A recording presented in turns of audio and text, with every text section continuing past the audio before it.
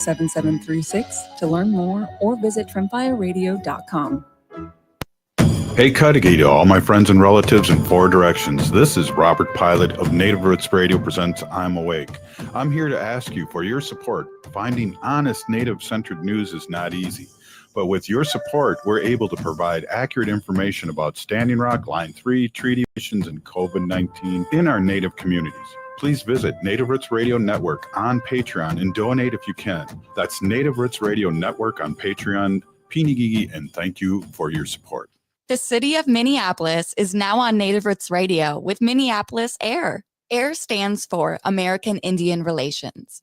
Guest host Christine McDonald talks to people about important things affecting the city's Native communities. Minneapolis AIR dives into topics like public safety, public health, elections, and so much more. Tune in to Minneapolis AIR on Native Roots Radio from 5 to 6 p.m. on the second Wednesday of every month, right here on AM 950. Four Sisters Farmers Market is more than a place to shop for delicious organic food. It's a celebration of Indigenous culture, food sovereignty, and community.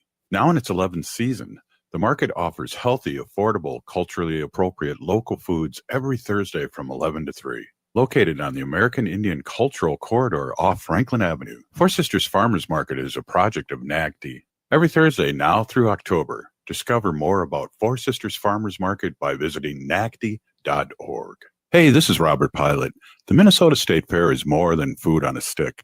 It's a chance to celebrate Native culture and voices. On August 25th, hear the Red Lake Singers and Emizaska Drum Group during Mental Health Awareness at Dan Patch Park. On August 27th, meet Native authors like Roxanne B2B Nokwe Gold and Stacy Lola Druyard, and visit the Common Table and learn how Indigenous foodways are shaping Minnesota's future. Get your State Fair tickets now at mnstatefair.org.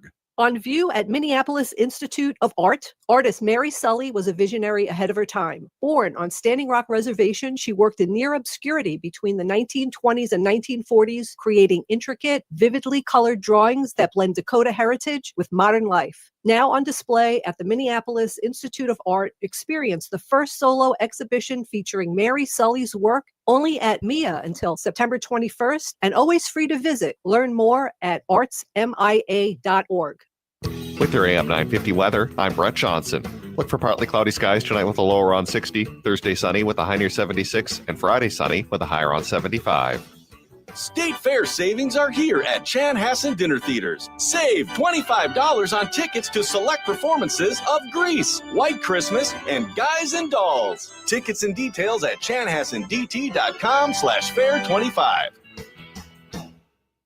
Portions of Native Roots Radio may be pre-recorded. It's a good day to be Indigenous. Get up, stand up.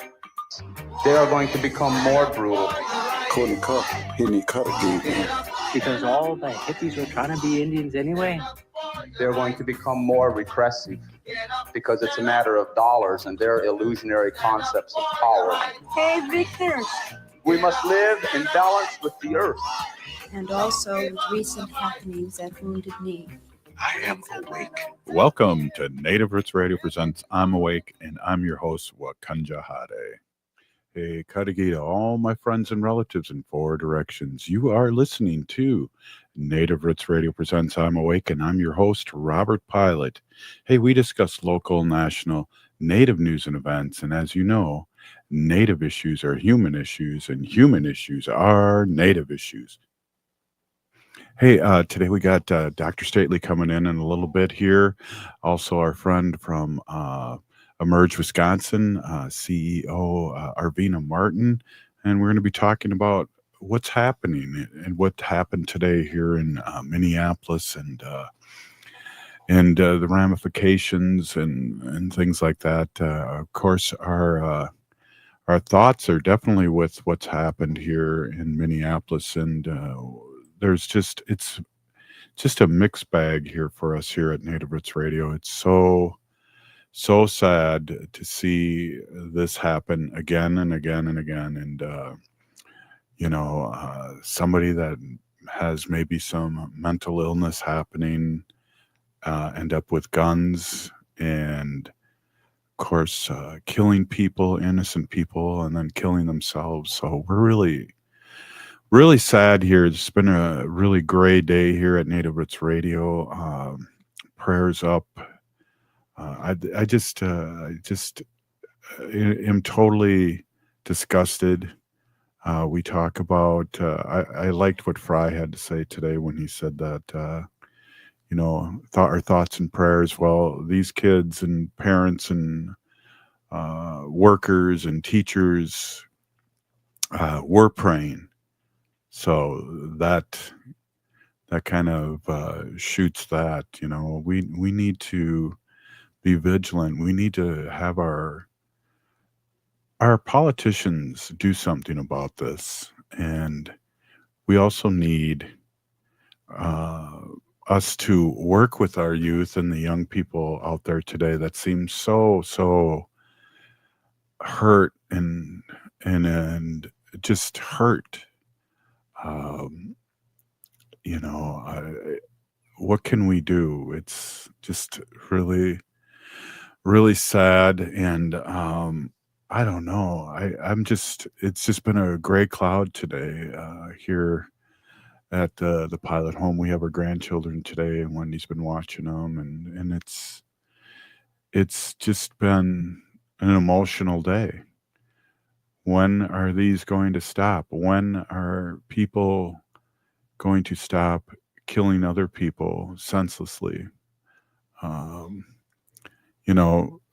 It's a mass shooting again, and Minneapolis had some problems the day before of people getting killed too, and it's really, I look at my grandchildren and I say, is this what they have in their future?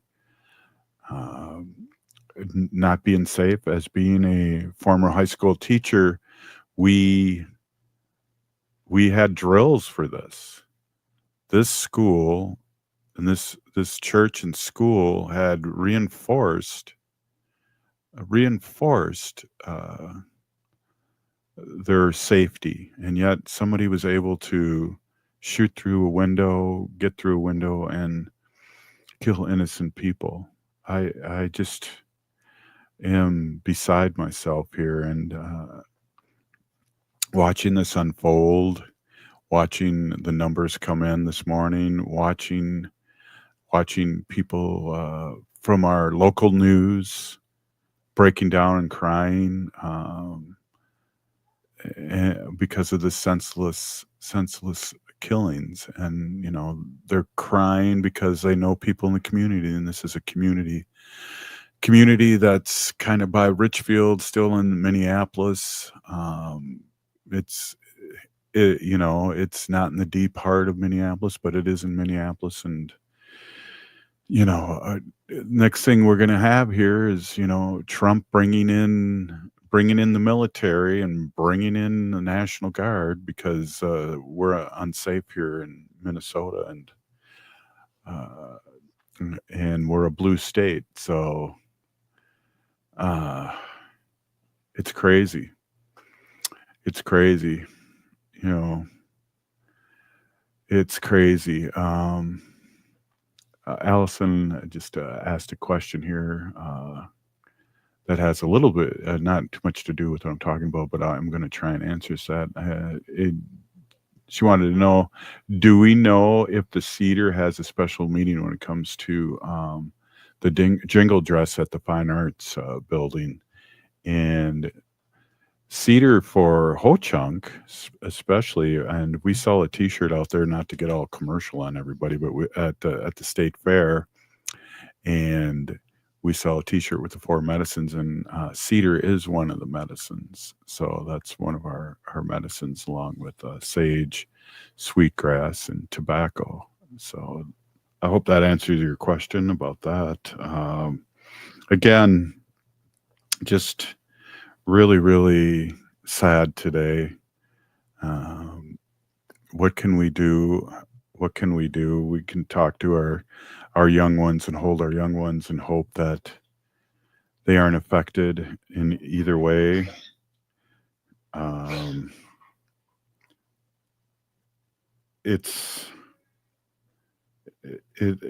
feel sick to my stomach today. I really, really do. And I don't know. We're going to have a discussion here later on with some of our guests that we've had on, Dr. Stately, Arvina Martin, and talk about this. What is the solution? Why is this so normalized now? I'm just, heartbroken. And this is in our backyard, and we need to do something. This 23-year-old person who died a self-inflicted gunshot at the scene. And I guess at one time, the mother worked at the school and church. So what is the answer? What is the answer? It's so heartbreaking. Just so heartbreaking. To wake up here this morning and to have this on our news and having our grandchildren here, knowing that there's countries that don't deal with this. There's countries that don't have these kind of guns, a 48-hour wait, things like that we've been trying to get past over the years. Again, I'm sorry that, I'm coming off pretty unprofessional today, and I don't know, I just feel super sad about what happened here and what's been happening. Sandy Brook was 10 years ago, and we're still dealing with this. We're still dealing with this. I just don't know what to say. We're devastated here at Native Roots Radio, and we are just really sad for the future of our children, and we need to do something about this, and we need to get proactive. And again, what Mayor Fry said, they were praying, so our thoughts and prayers, they were praying, what can we do, But hey, this is Native Roots Radio, and thank you so much, everybody that's listening and feeling it. We're going to take a quick break and get myself together here. This is Native Roots Radio, and we'll be right back.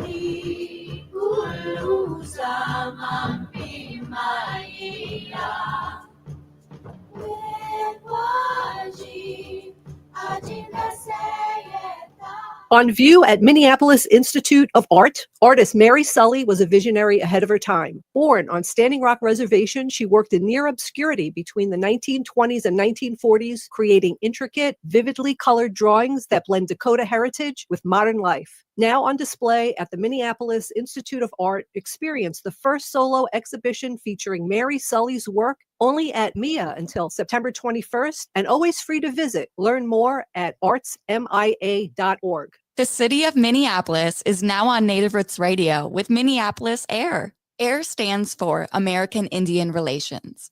Guest host Christine McDonald talks to people about important things affecting the city's Native communities. Minneapolis AIR dives into topics like public safety, public health, elections, and so much more. Tune in to Minneapolis AIR on Native Roots Radio from 5 to 6 p.m. on the second Wednesday of every month, right here on AM 950. Four Sisters Farmers Market is more than a place to shop for delicious organic food. It's a celebration of Indigenous culture, food sovereignty, and community. Now in its 11th season, the market offers healthy, affordable, culturally appropriate local foods every Thursday from 11 to 3. Located on the American Indian Cultural Corridor off Franklin Avenue, Four Sisters Farmers Market is a project of NACD. Every Thursday now through October, discover more about Four Sisters Farmers Market by visiting nacd.org. Hey, it's Robert Pilot from Native Roots Radio. Native culture is alive and thriving at the Minnesota State Fair. The Native Roots Trading Post is back at the West End Market, where you can support Indigenous artists and makers. And don't miss the Native Pride dancers performing on the Summit stage at the Bazaar August 31st and September 1st. From music and art to food and storytelling, Native culture is everywhere at the State Fair. Tickets are just $17 through August 20th at mnstatefair.org.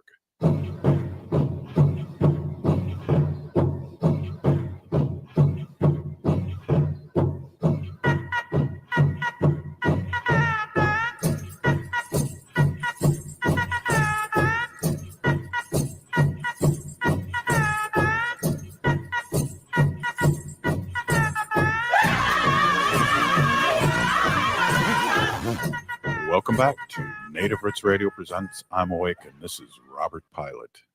Hey, welcome back, everyone. This is Robert Pilot, and I want to give a shout out to Savage Truth that's just posted here. Prayers up for the community and our country. I think you hit it on the spot when you said mental health and looking at our politicians so we can have funds where it's needed. What else can we do? And I appreciate you listening, Savage. I appreciate you giving input. Anybody else feel that way? You know, for Natives, you know, we need to, you know, pass on our culture.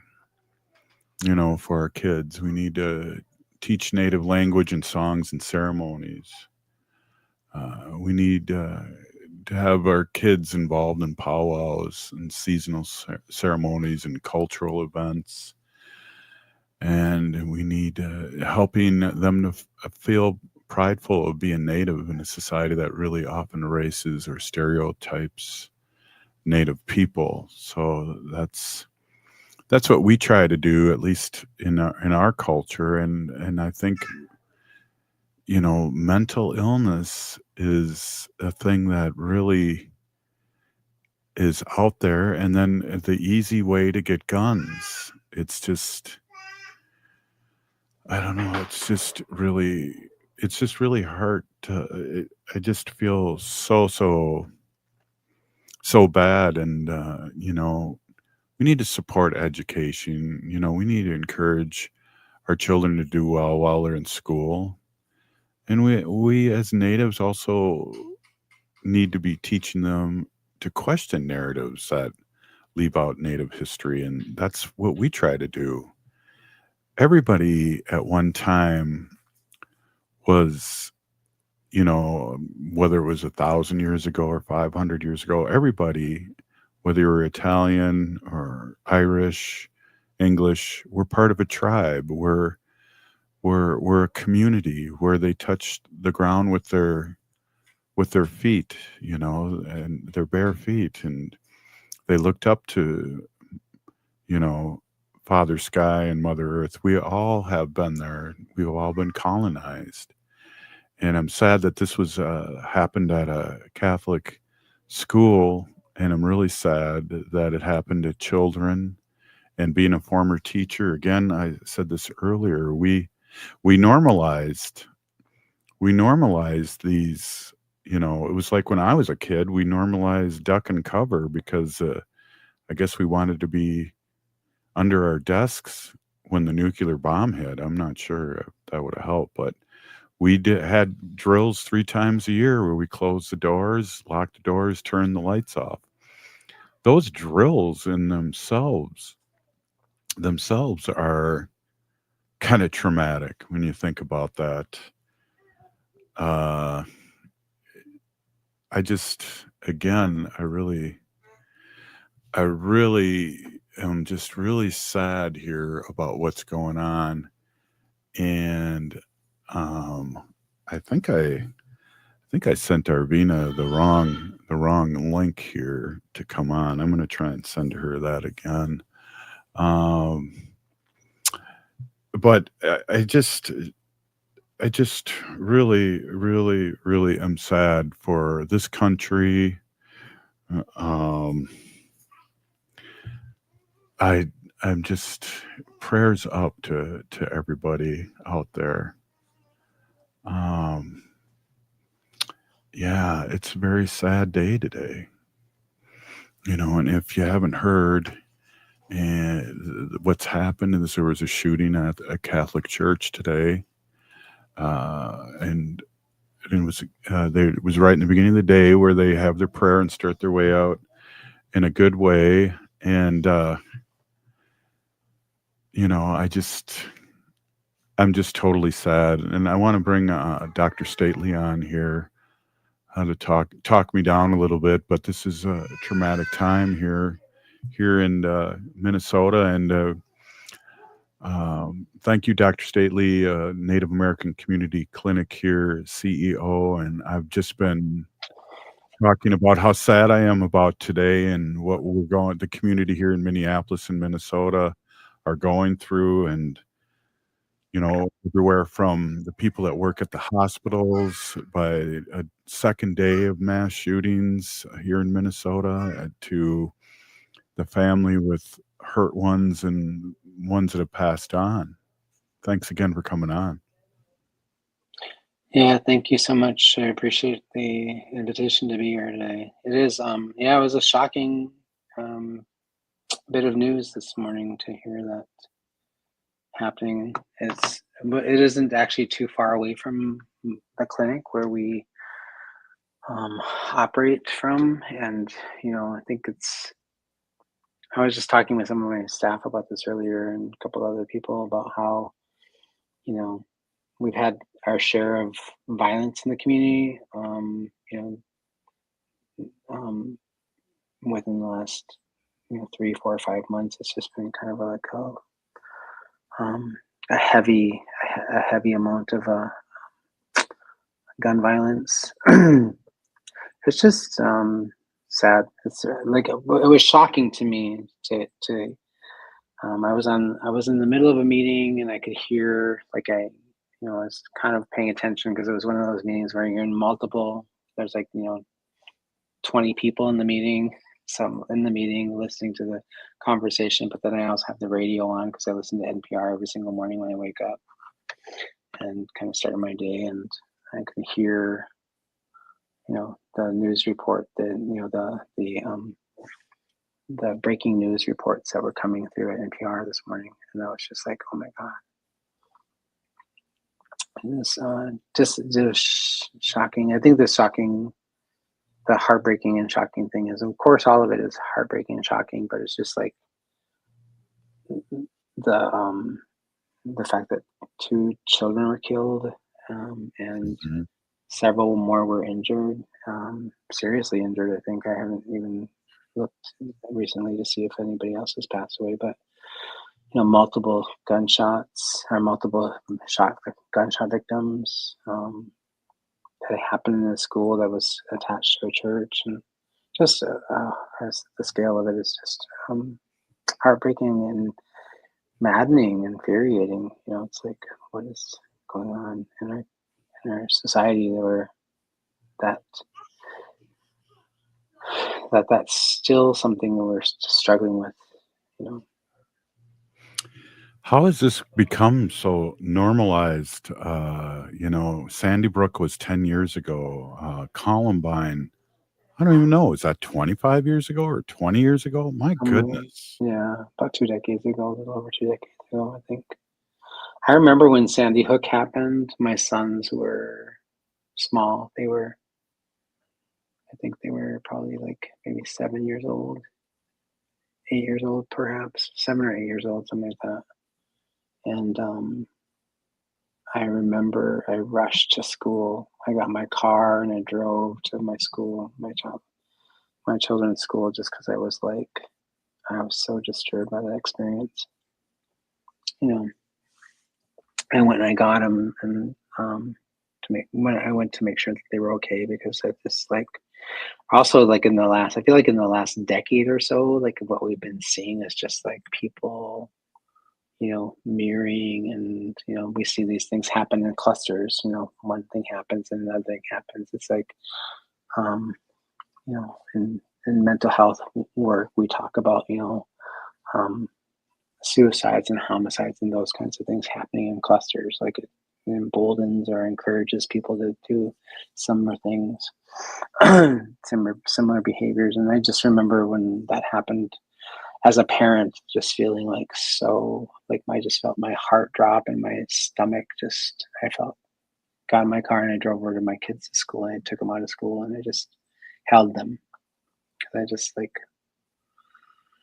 you know, it's like such a hard thing to experience. I can't, my heart hurts for those parents of the children in that school, whether they were, you know, specifically, particularly for the ones that lost their lives, but also like just, you know, I think that shifts and changes your life as a parent of young children to have them be, you know, impacted by that level of violence and disruption in their lives. You know, the loss of innocence and the and the, you know, the harsh realities of the world we live in. You know, we try our best as parents to protect our kids from that and to protect them from those things that will be harmful, whether they're direct harm or indirect harm. Like to witness those things and then ask themselves, like, you know, is it going to be safe for me to go to school tomorrow? Is it going to be safe for me to leave my home? Is it going to be safe for me to be out and about in my community? Right? Like how do you, the scale and the weight of that as a parent is just like, you know, it's a few of the parents, immeasurable actually. Dr. Stately, a few of the parents have that were interviewed, and this is the very, very beginning of the school year for our parochial schools, and then public schools start next week. But they've been saying that they want to homeschool their kids. I mean, like, I don't blame them. This is dangerous, and we don't protect our young ones. This is, and I don't know if you heard in the report, Dr. Stately, but they had reinforced it for safety this year of their church and their school, and still somebody shot through the windows and started shooting with 3 different guns. Yeah. And, you know, there's a way to stop that. You know, I'm a behavioral health scientist and researcher and provider, a trained clinician, and yeah, you know, it befuddles me to come up with something simple to say about this that doesn't feel, you know, contrived or you know, or political in any way. But it's like you know, it's like if we are unable as a society of, you know, reasonable human beings, like, you know, and I'm not saying anything about political affiliation here. I'm talking about people who just have, like, you know, good hearts and common sense. If we can't see that the issue here is the amount of access that people have to, like, you know, assault weapons and those kinds of things, it's just like really problematic. It's problematic that we can't see that for with clarity for how real that is, and not think that something has to change so that I mean any people, but you know, it's particularly disturbing that young people are losing their lives. I was listening to this. I was listening to a podcast about, I don't know, it's maybe about 5 months ago, on that station we don't talk about, we don't name. And you know, and I was listening to, I think it was probably Megan Chakravarty's On Point podcast and or news radio, or about the amount of research that we do have that demonstrates, like, that we could actually change and we could actually intervene in gun violence in the United States if the issue isn't about not knowing enough. The issue isn't about not having, you know, the ideas and the strategies and the things that would work. The issue really does come down to, is there the will of the people that make decisions and make the laws? Is there enough will there to do that? Absolutely. Hey, we're here with Dr. Stately. We're going to take a quick break. Thank you for listening to us. This is Native Roots Radio.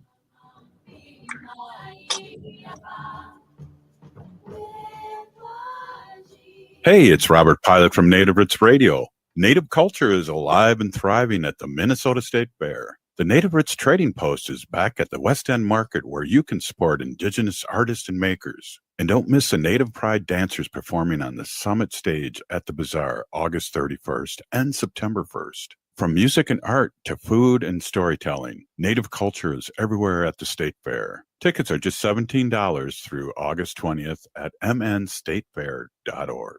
Four Sisters Farmers Market is more than a place to shop for delicious organic food. It's a celebration of Indigenous culture, food sovereignty, and community. Now in its 11th season, the market offers healthy, affordable, culturally appropriate local foods every Thursday from 11 to 3. Located on the American Indian Cultural Corridor off Franklin Avenue, Four Sisters Farmers Market is a project of NAGD. Every Thursday now through October, discover more about Four Sisters Farmers Market by visiting nagd.org. Hey, Francois, how are you enjoying the State Fair? Oh, you really do love those macaroons from Nicolette's, don't you? Oh, ils sont merveilleux. I've heard there's great new flavors, cotton candy, root beer float, sweet corn, and mini donut. Très, très bon goût. Oh, plus they have 12 other gluten-free flavors. It's so great you support a local, small, woman-owned business. Bien sûr, avec plaisir. Visit Nicolette's in the West End Market between Lulu's and the Blue Barn. See you at that great Minnesota get-together.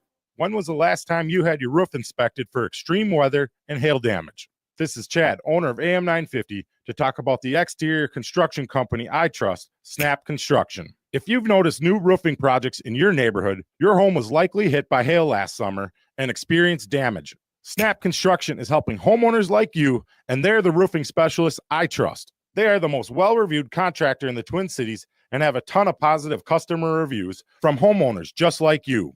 Even better, Snap Construction's installations are backed by a lifetime warranty, so you know you're dealing with a qualified roofing expert.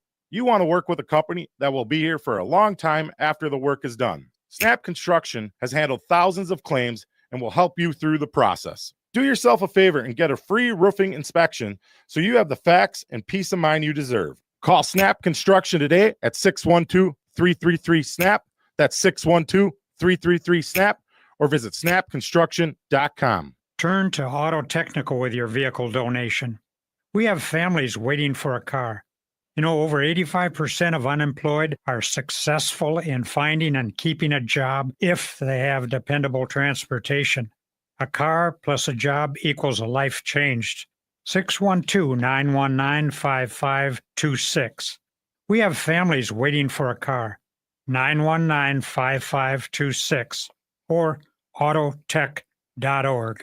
Overwhelmed trying to make sense of Medicare? As a licensed advisor, I can help you determine your healthcare needs and evaluate your options. I'm Harvey Pearl of Pearl & Company, and I want you to have the peace of mind knowing you have the best coverage available. You deserve an advocate you can trust and coverage you can rely on. And there's no fee, ever. Annual enrollment is October 15th through December 7th. Find me at pearlsofwisdom.com. That's PERLES of wisdom.com. So we can strategize together. With your AM 950 weather, I'm Brett Johnson. Look for partly cloudy skies tonight with a low around 60, Thursday sunny with a high near 76, and Friday sunny with a high around 75. With a 4.9 rating on Google and over 21,000 reviews, Zero Res is Minnesota's ultimate carpet cleaner.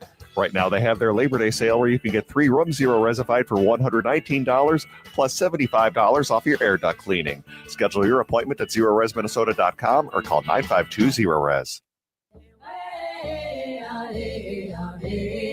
Hi, I'm Jane Fonda, and you're listening to Native Roots Radio. And we're back to Native Roots Radio presents I'm Awake, and this is Robert Pilot.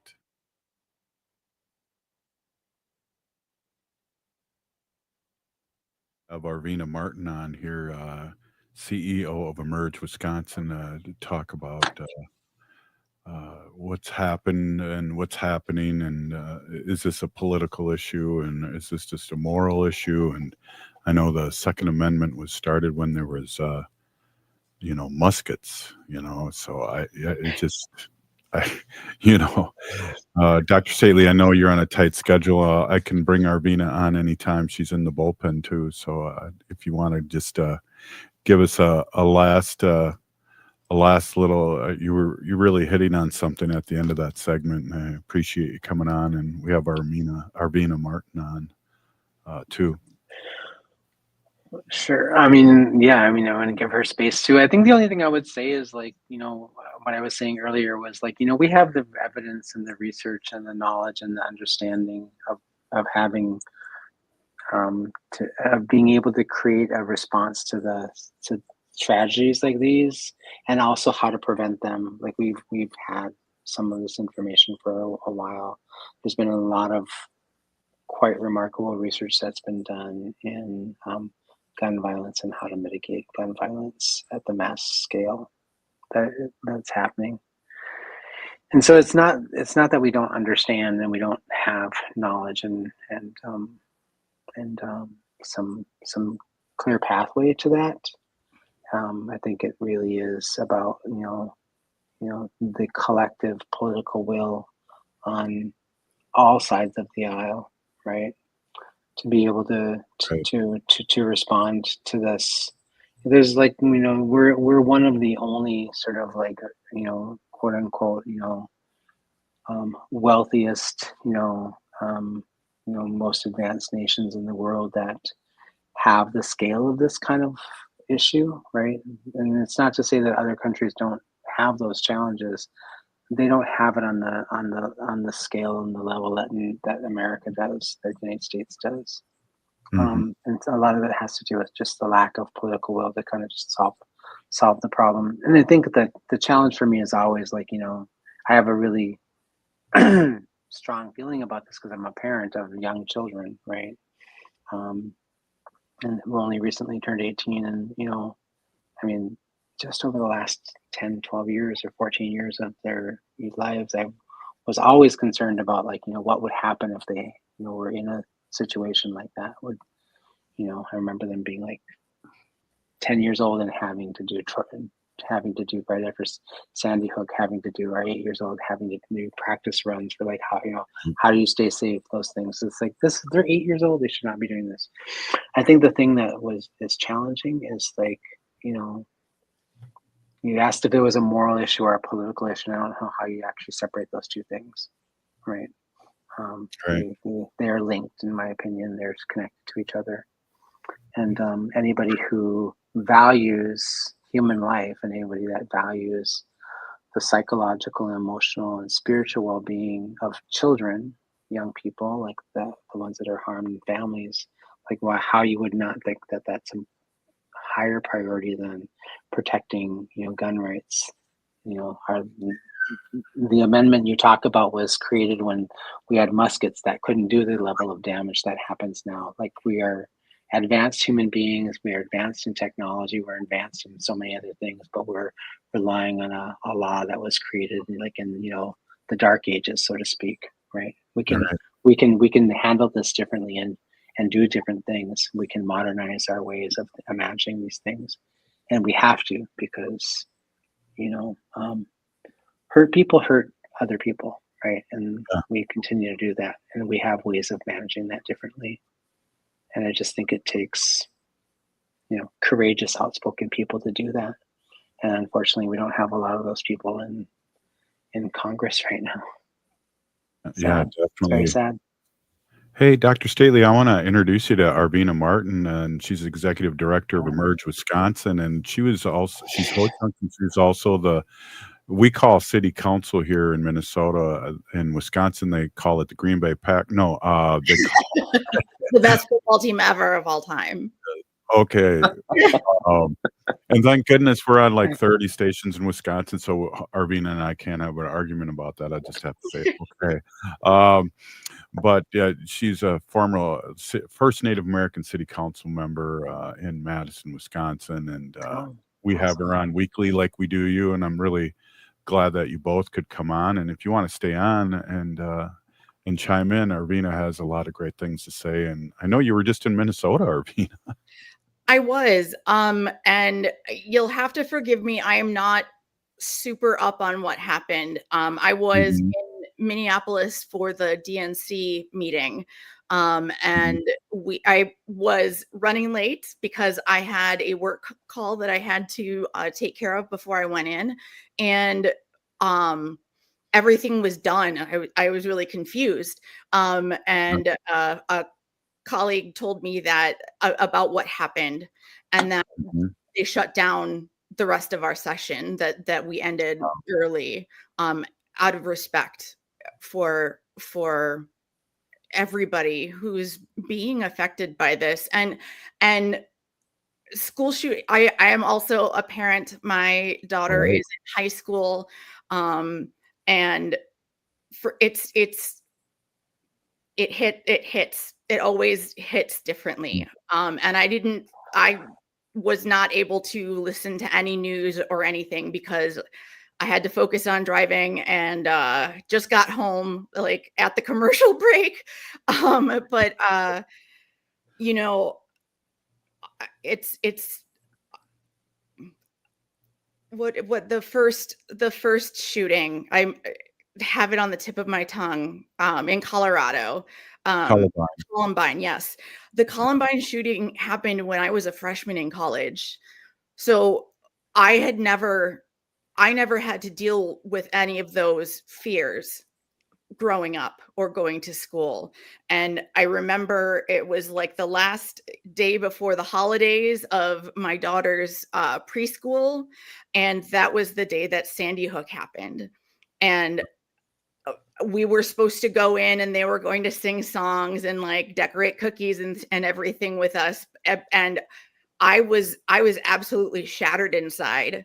And I mean, I'll never forget that. And, every subsequent school shooting, you just get that pit in your stomach. And, I'm trying not to cry right now, because this can't happen anymore. We can't let this happen anymore. Our Congress people are at home right now on their breaks. They should be doing, a lot of them aren't doing town halls or anything right now because of other news and happenings, but you can still contact those people that represent you at whatever level, and ask them to have the fortitude to stand up and do this, and it needs to be, unfortunately, it needs to be a bipartisan effort. Yeah. And to get anything into get anything that's going to actually work into place. And, as Dr. Staley had mentioned about all of these studies that tell us, repeated studies that tell us that this is dangerous and it can be stopped. It can be, handled in a way that's different from how we're handling it now. And one of the first, after the immediate fears for like physical safety for everybody involved and everybody just everybody, my next thought was, and thinking about this, I bet you if the money that funds any of these gun violence protection or prevention programs still get federal money, they're not going to be getting it anymore. I'm sure that these studies are going to be, dismissed or somehow taken. It's just terrible. Hey, we want to take a quick break, and I appreciate it. Dr. Staley, can you hang on and chime in? Or I know you got a tight schedule, but this is something really close to your guys' heart and my heart, and this is Native Roots Radio, and we'll be right back with Arvina Martin and Dr. Staley. This is Native Roots Radio.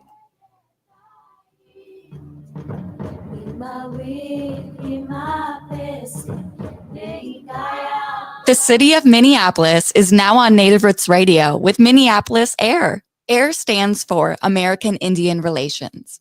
Guest host Christine McDonald talks to people about important things affecting the city's Native communities. Minneapolis Air dives into topics like public safety, public health, elections, and so much more. Tune in to Minneapolis Air on Native Roots Radio from 5 to 6 p.m. on the second Wednesday of every month, right here on AM 950. On view at Minneapolis Institute of Art, artist Mary Sully was a visionary ahead of her time. Born on Standing Rock Reservation, she worked in near obscurity between the 1920s and 1940s, creating intricate, vividly colored drawings that blend Dakota heritage with modern life. Now on display at the Minneapolis Institute of Art, experience the first solo exhibition featuring Mary Sully's work, only at MIA until September 21st, and always free to visit. Learn more at artsmia.org. Hey, it's Robert Pilot from Native Roots Radio. The Minnesota State Fair is packed with 12 days of fun with food, rides, and much, much more. And right in the middle of it all, you'll find Indigenous voices making an impact. Seat the common table for lessons in Indigenous food justice. Visit with Native authors and watch drum groups. Plus, stop by the Native Roots Trading Post back at the West End Market. That's the Minnesota State Fair through September 1st. Get your State Fair tickets now at mnstatefair.org. Four Sisters Farmers Market is more than a place to shop for delicious organic food. It's a celebration of Indigenous culture, food sovereignty, and community. Now in its 11th season, the market offers healthy, affordable, culturally appropriate local foods every Thursday from 11 to 3. Located on the American Indian Cultural Corridor off Franklin Avenue, Four Sisters Farmers Market is a project of NAGD. Every Thursday now through October, discover more about Four Sisters Farmers Market by visiting nagd.org.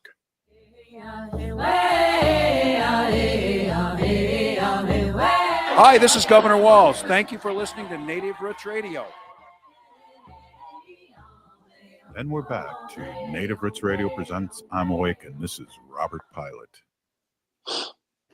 This is Native Roots Radio on a super somber day, and I want to we're here with Arvina Martin of CEO or Executive Director of Merge Wisconsin, and Dr. Stately, CEO of Native American Community Clinic here in the Twin Cities, Minneapolis. And Dr. Stately, do you mind commenting on what Arvina said? That was this has become or is a very heavy show, and appreciate everybody's honesty here. Yeah, I mean, I think I also saw a couple of comments on the comments page that, I think one of the things that's important to recognize is so there's always this discussion, I think, at the federal level in Congress and sometimes in state legislative sessions as well about this idea of well, we need to put more money behind mental health because if the people who are doing shootings are mentally ill. And if we just put more money into mental health, that would solve the problem. And I think part of it is that I happen to think that you have, as human beings, we could acknowledge that it's not a healthy, normal sort of thing to have the motivation to shoot another human being, right? I could be a little bit faulty in my thinking here, but I happen to sort of embrace Indigenous values and ideas. And one of the things that's one of our most basic things as human beings is, if we want to be good relatives to each other, which is what we were sent to be here as, from Creator sent us to come here and be good relatives to each other, is to find another way to work out our differences and find another way to relate to one another, where we value life and we value each other's as relatives. So if we want to practice from that perspective, we don't shoot each other and kill each other. But I think the thing that I would say is that, mental health probably has a role to play in some of this. People get angry, they don't have the skill set, or they have the ability to manage their frustration tolerance and those kinds of things. So there's a role to play in it, but the larger part of the issue here really is the outsized availability of access to guns of mass destruction and guns with just the amount of guns that people have, right? I think I can't remember where I was just trying to look while we were on break, like looking up studies and stuff. I was trying to find the metrics around sort of like how many guns there are that are owned in America, and there's more guns than there are people. Yeah. Right. It's like, so there's enough there's enough guns in this country for every single person to have, two or three of them. And and I think about all the people that I know that and I know a lot of people, and I think of like all of the people that I know, a handful of them own guns. The majority of them don't, right? And so I think part of it becomes this conversation around like, do we really need to own this many guns? Like in the right to bear arms, right, was a thing that was created in a society in which there were not all these other structures that were in place to keep us safe. Right? And so this idea, like we have to be able, this idea that we have as a society for a lot of people in our society that I have to have a gun or two or three or four or five or 10 to feel safe is, I think, in some way, shape, and form can be the foundation of that, can be emergent from like an unhealthy mental health state. Like if I feel that unsafe, there might be some false ideas that I have or theories I have about my area, about my community, about the people living in my community, and those relationships I have with people. But they're not untethered. They're tethered together. Yeah. But the reality is that, in a society where we have more guns than people, that's a problem. That's a real problem. Arvina, you want to comment?